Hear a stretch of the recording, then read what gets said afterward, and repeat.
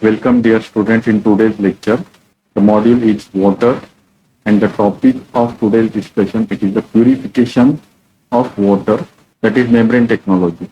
So membrane technology, there is the use of semi-permeable membrane for the purification of water. So there are number of techniques are present in which semi-permeable membranes are used for the purification purpose. That is microfiltration, ultrafiltration, nanofiltration, and reverse osmosis. So this is my presentation.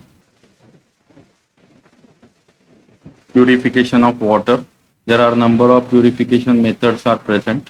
So in that, the membrane technology, that is from last 2 to 3 decades, the membrane technology are used in a purification of water. So basically, in a membrane technology, there is a semi-permeable membranes are used because they possesses a specific pores. So on the basis of pore size, the various membrane techniques are available, which are selectively separate the solutes or the contaminants present in a water sample.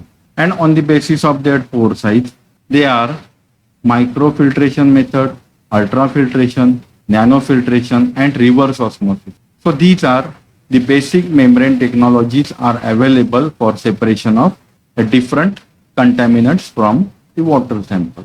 So on the basis of pore size, they get classified. So in that table, the membrane techniques are given and their pore size. For example, in microfiltration, whatever the pore size are present on the semi-permeable membrane, it is up to 0.0 to 0.1 micron.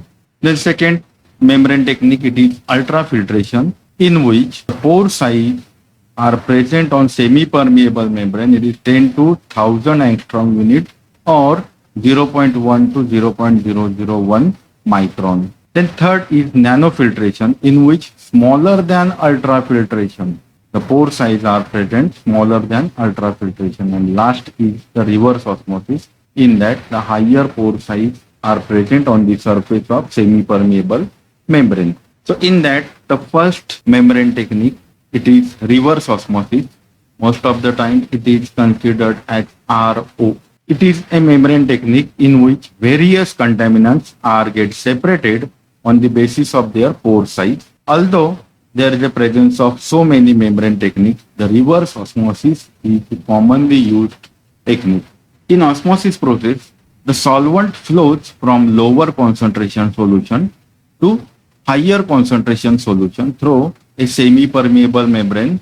Principle in reverse osmosis, that is, in reverse osmosis process, the reversal flow of a solvent from higher concentration to lower concentration solution through a semi-permeable membrane by applying an external pressure slightly greater than the osmotic pressure of higher concentration solution is known as reverse osmosis.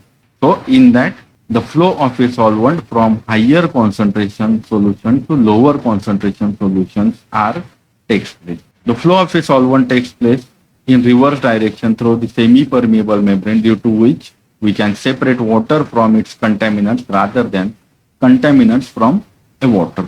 So the process of reverse osmosis. So basically seawater or polluted water are taken for that process in reverse osmosis. So this seawater or polluted water first filled in reverse osmosis cell, whatever the total mechanism or process are present, it is present in next slide. So this seawater or polluted water first filled in reverse osmosis cell, and then the pressure is required, that is 200 to 800 psi is applied on it to force the solvent to pass through a semi-permeable membrane. So basically semi-permeable membrane, it consists of a polymeric material film made of a proper porosity, that is a specific pore size are present on the surface of that polymeric material, which allows passing only H2O molecules rather than higher sized ions or molecules. Only water get passed rather than the other molecules or ions. And this semi-permeable membrane possesses a cross-linked polymeric structure. They are made up of from materials like acrylics, then polyamides or aramides. So such type of basic materials are used for the manufacturing of semi-permeable membrane. And this is the mechanism in that mechanism, this is a piston. This is a piston on which a pressure are applied. We take a specific quantity of seawater. So pressure is required. It is 200 to 800 psi. So that much pressure is applied on that piston.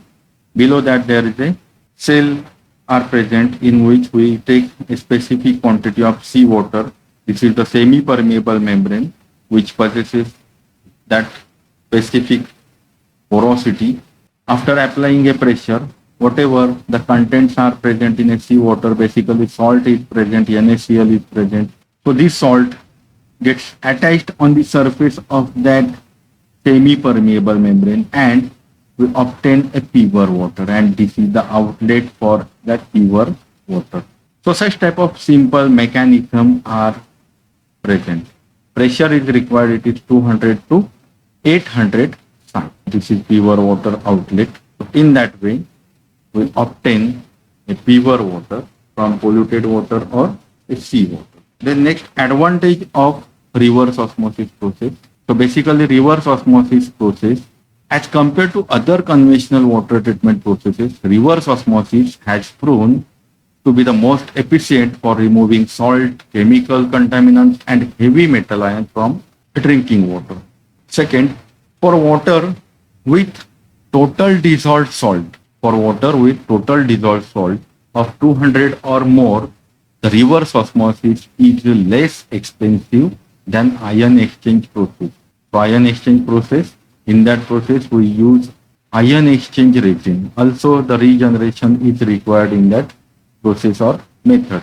Then next, even at total dissolved salt of less than 200, it is preferred over ion exchange process for removal of silica and other organic matters. Then next, compared with distillation, reverse osmosis use only a fraction of total energy or does not have high temperature problem or scaling or corrosion type of effect on the cell surface or reverse osmosis cell. So in a distillation, higher energy is required, higher temperature is required. So such type of conditions are not required in reverse osmosis. So this is the mechanism. Seawater, if we have provided a specific quantity of seawater, this seawater is passed through a semi-permeable membrane. So this is a semi-permeable membrane. Water get easily passed, while salt or salt type material, they get separated easily by using that reverse osmosis process. Then another advantage of reverse osmosis, it is most economical and efficient means of improving the quality of the water. Most economical and efficient method. Reverse osmosis system come assembled, factory tested and is ready to operation condition. And they are designed for efficiency and for simple to operate and maintain. So anyone that design cell get easily handled. And last is, beside regular monitoring and periodic membrane cleaning, membranes need to be changed every 1 to 3 years depending on the quality of water, size of system and pre-treatment. So under that condition, whatever the membranes are used, that is semi-permeable membranes are used in reverse osmosis process, they get changed. So these are the advantage of reverse osmosis processes are present. And also this reverse osmosis process shows a different applications. So applications, that is specific industrial application for drinking water, ice making, animal feed and for restaurant. The product obtained by reverse osmosis process, that is pure water, are mostly used for humidification, biomedical applications, pharmaceutical production, laboratory application, kidney dialysis, cosmetics and for hemodialysis. That is some of the medical fields. There is a large utilization of water takes place which is obtained from reverse osmosis process. Then for car washing, water reclamation in chemical processes, in greenhouse, for photography, for metal plating applications, for wastewater treatment, for boiler water, for battery water and semiconductor production. So in that different field, The water which is obtained from reverse osmosis process are used in a large quantity. So these are some industrial applications are present. Thank you.